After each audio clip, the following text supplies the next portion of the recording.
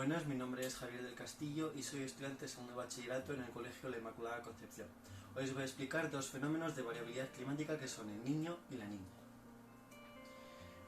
El esquema de esta presentación se va a desarrollar de la siguiente manera. Os voy a explicar de manera independiente cada fenómeno destacando sus características, cómo se detecta y el impacto que ejerce sobre cada área. Y luego, a modo de conclusión, os detallaré las ideas principales. Vale, antes que nada hay que saber que la dinámica atmosférica está formada por la coordinación de las diferentes corrientes de viento. Una de las más importantes es la que conocemos como vientos alisios. Precisamente en el Océano Pacífico estos vientos alisios arrastran una masa de agua caliente procedente de las costas de Sudamérica hacia el sudeste asiático, generando un efecto contrario en cada uno de los continentes. En el continente sudamericano se produce un descenso generalizado de las temperaturas, mientras que en el sudeste asiático se produce un aumento. También cabe destacar que la corriente de Humboldt, que es esta, transporta masas de agua fría procedente del Antártico hacia las costas sudamericanas, reemplazando ese agua. Además, esa corriente transporta numerosos nutrientes que va a servir para que se produzca un aumento en la biodiversidad marina en esas costas. Una vez explicado este fenómeno, pasemos a ver qué es el ENOS. El ENOS significa el Niño Oscilación Sur, es decir, es un ciclo que representa cómo se van a suceder el niño, la niña y la fase neutra. Por tanto, consta de las tres etapas. La neutra se dan las condiciones normales que ya he explicado anteriormente, y el niño y la niña son los que vamos a ver a continuación. Cabe destacar que la niña no siempre se da después de un niño, por lo que tiene una menor frecuencia y además tiene una menor duración, pero eso ya lo veremos más adelante. Una vez explicado este fenómeno, pasemos a ver qué es el ENOS. El ENOS significa el Niño Oscilación Sur, es decir, es un ciclo que representa cómo se van a suceder el niño, la niña y la fase neutra. Por tanto, consta de las tres etapas. La neutra se dan las condiciones normales que ya he explicado anteriormente, y el niño y la niña son los que vamos a ver a continuación. Cabe destacar que la niña no siempre se da después de un niño, por lo que tiene una menor frecuencia y además tiene una menor duración, pero eso ya lo veremos más adelante. Vale, el ENOS está determinado por tres factores: la rotación y traslación terrestres, la coordinación de las corrientes oceánicas y cómo se configuran las costas oceánicas. Vale, podemos ver aquí cómo la corriente de Humboldt va a emerger agua fría, mientras que la corriente surecuatorial va a desplazar ese agua caliente de que estábamos hablando. Ahora pasemos a explicar qué es el niño. El niño consiste en una disminución o una ausencia de los vientos alisios, provocando el efecto contrario en las condiciones normales. Ese agua caliente procedente del sudeste asiático se va a desplazar hacia el continente sudamericano. Por tanto, va a haber unas características totalmente contrarias. En el sudeste asiático va a haber un descenso de la temperatura, mientras que en el sudeste asiático va a haber un aumento. Además, como consecuencia del calentamiento de esas aguas, ya va a desaparecer la corriente de Humboldt. Por tanto, no va a haber nutrientes y va a haber un descenso de la biodiversidad, pero eso ya lo veremos más adelante. Entonces, ese agua caliente va a provocar que se evapore el agua, y como consecuencia van a aparecer nubes. Pero esas nubes, que son en forma de columpos, van a descargar en forma de lluvias torrenciales, produciendo desastres naturales. Entonces también hay que decir que este fenómeno es cíclico y se repite entre cada 3 y 7 años, y tiene una duración de 9 meses a 2 años. Vale, ahora, ¿cómo lo detectan? ¿Qué instituciones lo detectan? Pues las instituciones son el SENAMI, el INDECI y el DHN. Estas se reparten entre los diferentes países: el Ecuador, Perú y Colombia, ¿vale? Entonces, estas organizaciones lo que hacen es analizar en diferentes rangos el Océano Pacífico. ¿Y cómo lo analizan? Pues primero miden el nivel del agua que está en ese momento. Entonces, para que se dé un niño tiene que producirse un aumento del nivel del agua en las costas sudamericanas, y el contrario en el sudeste asiático, es decir, un descenso en la zona indoaustraliana. Vale, otro factor es el calentamiento del agua en las costas sudamericanas, como vemos aquí en esta imagen. Pero ¿qué pasa? Esta detección es de manera indirecta, es decir, es muy difícil de detectar porque el calentamiento del agua se tiene que dar durante 5 meses consecutivos, y además tiene que haber una variación mínima de 0,5 grados de calentamiento en la temperatura. Vale, luego ahora vemos los efectos y consecuencias que tiene este fenómeno en diferentes escalas. Primero, en el área de Sudamérica, como he dicho anteriormente, se produce un clima cálido y húmedo que va a dar lugar a lluvias torrenciales, a una pérdida de la biodiversidad, y también como consecuencia de esa elevación de las temperaturas van a aparecer un mayor número de plagas, como puede ser la langosta voladora o la rata de campo. Además se va a producir una bajada de la presión atmosférica que va a favorecer esa formación de nubes que estábamos hablando.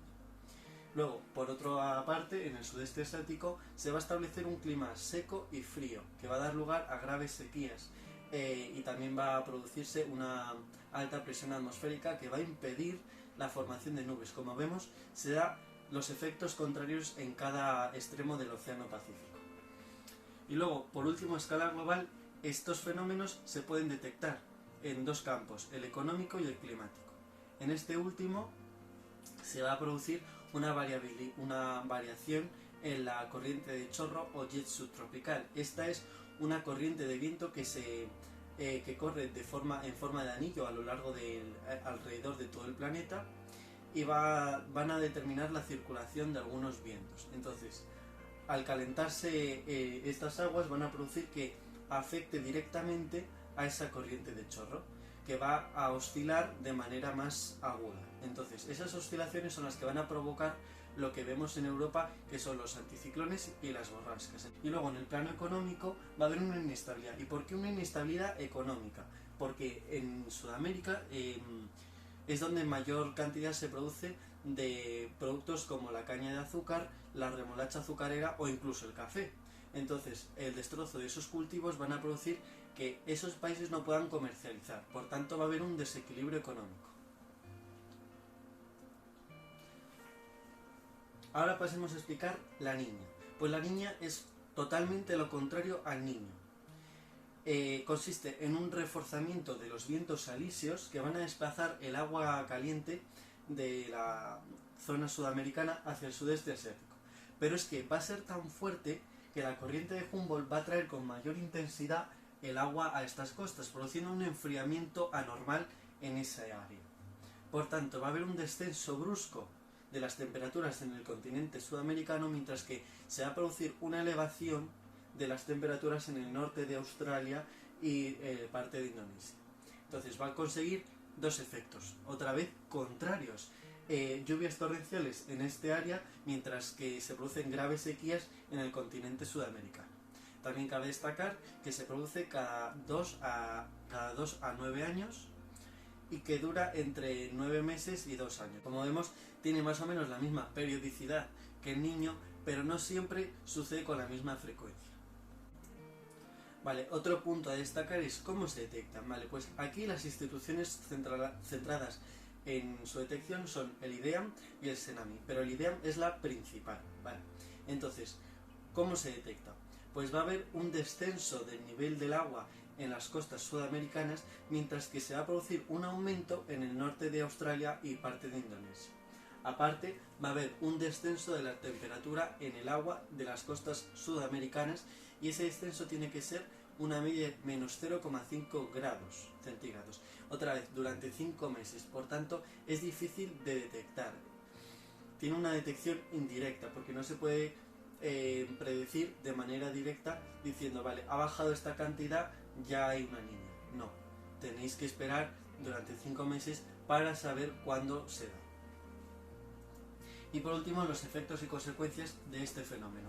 Vamos a ver un efecto totalmente contrario en cada zona con respecto al niño. En Sudamérica va a ocurrir lo que hemos explicado anteriormente que ocurriría en el sudeste asiático. Se va a establecer un clima seco y frío, va a haber un incremento de la biodiversidad debido a lo que os decía antes, de que esa corriente de Humboldt trae más nutrientes y por tanto se establecen ahí un mayor número de biodiversidad marina, y va a haber una alta presión atmosférica que va a impedir nuevamente esa formación de nubes y por tanto habrá escasez de lluvias. Como consecuencia de esta sequía va a haber desastres naturales como corrimientos de tierra e incluso incendios.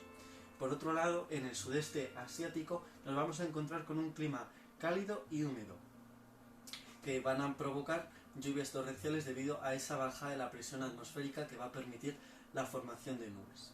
Además se producirá un aumento del nivel del mar, produciendo una gran alteración de estas corrientes y por consiguiente destrozo de costas, etc. Y luego a escala global vamos a ver cómo se va a estabilizar ese jet subtropical, esa corriente de chorro, por lo que no va a haber en Europa y el norte en general tantos anticiclones y borrascas, es decir, va a estar más estable el clima. No obstante, en el océano Atlántico nos vamos a encontrar un mayor número de huracanes. Por último, vamos a ver las ideas claves de esta presentación para recapitular todo. Vale, como he dicho anteriormente, es de difícil detección, tienes que esperar al menos 5 meses para poder determinar cada fenómeno. Luego, hay una descoordinación política entre las distintas instituciones que analizan los fenómenos debido a que pertenecen de manera independiente a cada país, por lo que cada organización va a recoger unos datos específicos y que no van a casar con los de otra. Entonces va a haber una descoordinación entre ambas instituciones que va a provocar que las medidas destinadas a paliar esos efectos se apliquen tarde y mal. Y por último, una repercusión global en el plano económico. Como hemos visto, el desastre de esos cultivos va a provocar un desequilibrio en la economía mundial. Luego, en el plano ya climático, nos vamos a encontrar con una inestabilidad entre los climas debido a la sucesión muy repetida de ambos fenómenos. Es decir, si yo tengo un niño y de manera siguiente me aparece una niña sin una estabilidad entre medias, una fase neutra, va a provocar desastres naturales e incluso un daño terrible ecológico.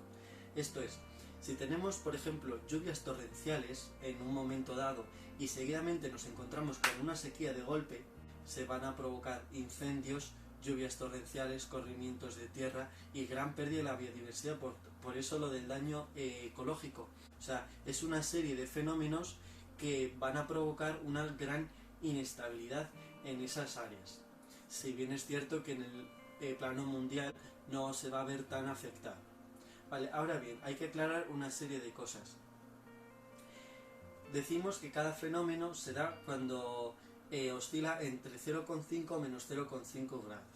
Ahora bien, cuando los sectores del cambio climático, las organizaciones, del cambio climático nos dicen hay que evitar que la temperatura media global al final del siglo ascienda a los 3 grados.